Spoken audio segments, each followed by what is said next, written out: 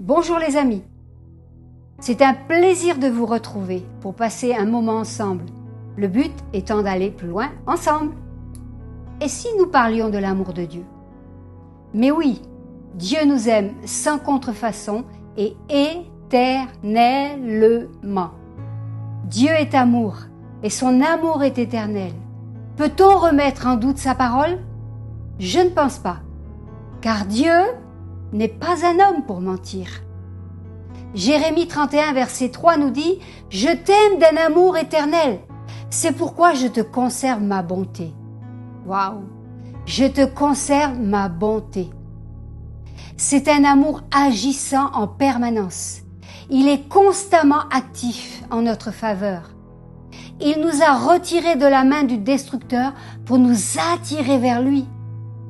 Cet amour brise les liens qui nous lient au passé, au péché, à la chair.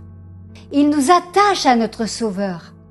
Cet amour nous conduit dans la sanctification, œuvre du Saint-Esprit, et rend efficace l'œuvre de la croix dans nos vies.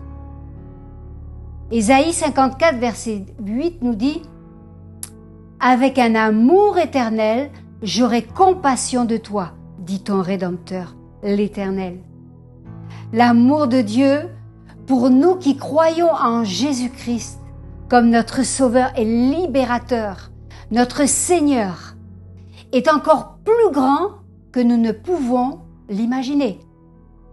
Nous pouvons aussi comprendre concrètement combien Dieu nous aime au travers de la prière sacerdotale de Jésus.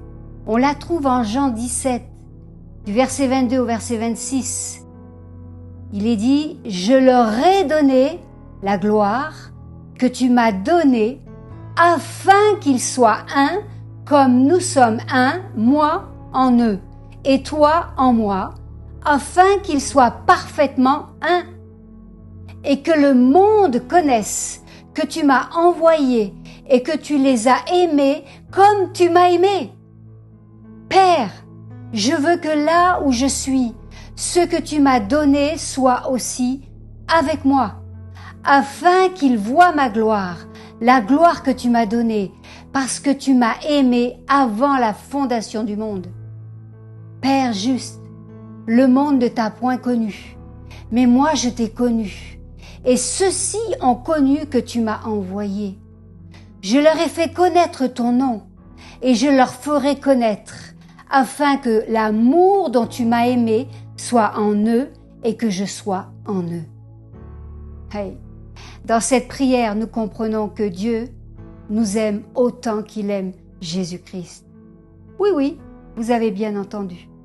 Dieu nous aime autant qu'il aime Jésus-Christ, son propre Fils. Excellent. C'est le sens des paroles de Jésus-Christ dans cette prière de Jean 17. On reprend les versets 23 au 26. Que tu les as aimés comme tu m'as aimé, que l'amour dont tu m'as aimé soit en eux et que je sois en eux. Mes amis, puisque l'amour que le Père a pour son Fils et l'amour que le Père a pour nous, il en résulte que Dieu ne peut tout simplement pas nous aimer plus qu'il ne le fait déjà, car son amour est véritablement infini pour nous. Un amour aussi profond dépasse notre entendement. Cela nous rappelle l'amour de la communion au sein même de la Trinité. L'amour afin que l'amour dont tu m'as aimé soit en eux et que je sois en eux. Écoutez bien ce qui suit. Dieu nous aime de façon inconditionnelle. Dieu nous aime constamment. Son amour ne varie pas selon ce que nous sommes. Il nous aimera toujours, demain comme aujourd'hui. Nous ne sommes pas à la merci de ses sentiments fluctuants. Dieu n'est pas une girouette qui suit le sens du vent. Dieu ne change pas. Alors maintenant, qu'est-ce que cela devrait entraîner dans notre comportement? Ça devrait entraîner de la persévérance dans notre marche avec Dieu. Chaque jour. La persévérance est un point essentiel de la vie chrétienne. C'est la vertu qui doit s'ajouter à bien d'autres, parce qu'elle couronne chacune d'elles. Dans Hébreux 10, au verset 6, Paul disait « Vous avez bien besoin de persévérance. » Sans doute dépourvu de cette qualité. Il pouvait avoir le zèle, l'enthousiasme, la foi, l'amour, mais il devait persévérer.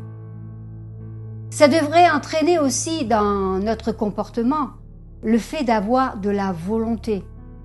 Cette volonté de rester pénétré de l'engagement de l'aimer, lui, de toute notre force, de toute notre âme, de tout notre cœur. Ça devrait entraîner aussi dans notre comportement le fait d'aimer les autres au travers d'actes concrets, mais aussi de nous aimer nous-mêmes, ce qui n'est pas facultatif, en sortant de nos problèmes de culpabilité, de dénigrement de soi, de veiller à la façon dont nous nous considérons nous-mêmes, dont nous parlons de nous-mêmes. La raison pour laquelle Dieu nous aime tant, la raison pour laquelle Dieu nous aime, pour nous est éternelle et que rien ne peut nous en séparer. Écoutez ce que nous dit Romains 8, versets 38 à 39.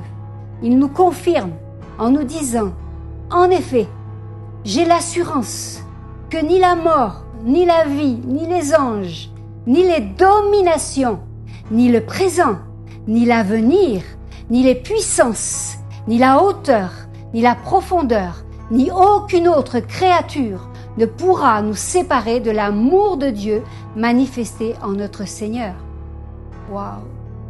Dieu nous aime autant que Jésus. Nous sommes un en lui. Nous sommes unis à Christ pour toujours, comme l'épouse que Dieu ne répudiera pas. Oh, que cette vérité s'attache à nos cœurs.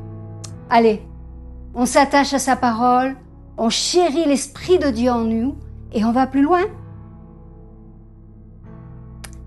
Et n'oubliez pas, on reste ensemble. Abonnez-vous à notre chaîne YouTube Église Novation officielle et très important, cliquez sur la cloche de notification pour recevoir des alertes lors de nos prochaines vidéos. Vous pouvez aussi nous suivre sur Facebook et Instagram.